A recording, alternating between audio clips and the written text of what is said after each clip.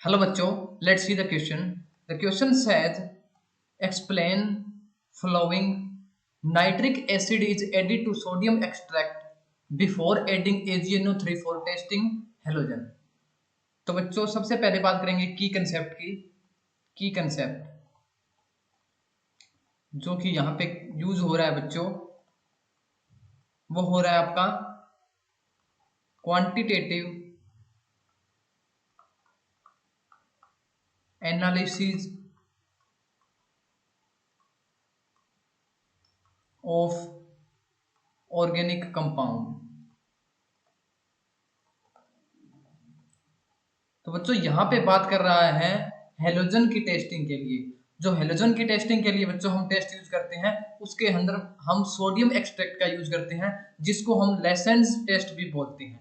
ठीक है बच्चों, तो स्टेटमेंट क्या कर रही है बच्चों कि nitric acid is added to sodium extract. जो हम सोडियम एक्सट्रैक्ट बनाते हैं उसके अंदर हम नाइट्रिक एसिड है वो ऐड करते हैं।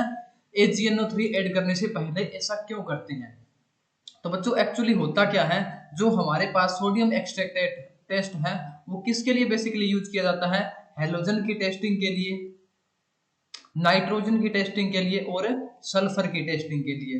तो बच्चों जो हमारे पास नाइट्रिक एसिड है ये क्या काम करता है, अगर हमारे सॉल्यूशन के अंदर पहले नाइट्रोजन या सल्फर प्रेजेंट है तो उसको क्या है डिकम्पोज करने का काम करता है। तो इसकी रिएक्शन देखते हैं किस प्रकार से ये प्रोसीड करता है। ठीक है बच्चों, तो अगर हमारे सॉल्यूशन में क्या है सोडियम साइनाइड NaCN है, तो अगर जब हम नाइट्रिक एसिड इसके अंदर डाल देंगे तो बच्चों ये NaNO3 के अंदर डिकम्पोज कर देगा। NaNO3 के अंदर प्लस हमारे पास क्या होगा HCN रिलीज हो जाएगा।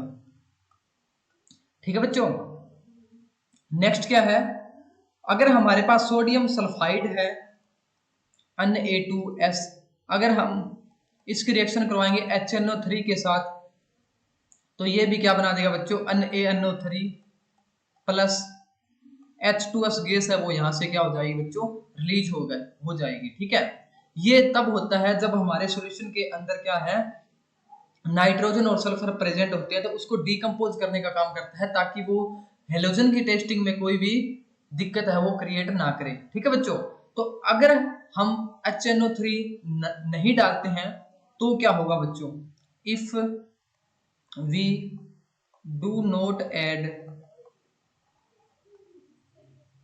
HNO3। ठीक है बच्चों, तो होता क्या है एक्चुअल में, जो हमारे पास NaCN होगा प्रेजेंट सॉल्यूशन के अंदर वो क्या करेगा AgNO3 के साथ रिएक्ट करेगा, तो हमारे पास वो क्या बना देगा बच्चों AgCN बना देगा। इसी तरह से यहाँ पे क्या है Na2S है वो किस तरह से रिएक्ट करेगा AgNO3 के साथ और हमारे पास क्या बना देगा बच्चों, ये बना देगा Ag2S। तो हमारे पास हेलोजन की जो टेस्टिंग है वो नहीं हो पाएगी।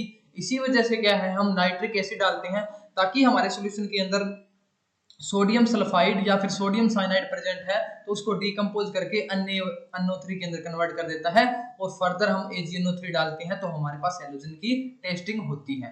ठीक है बच्चों, I hope you understood the concept. Thank you.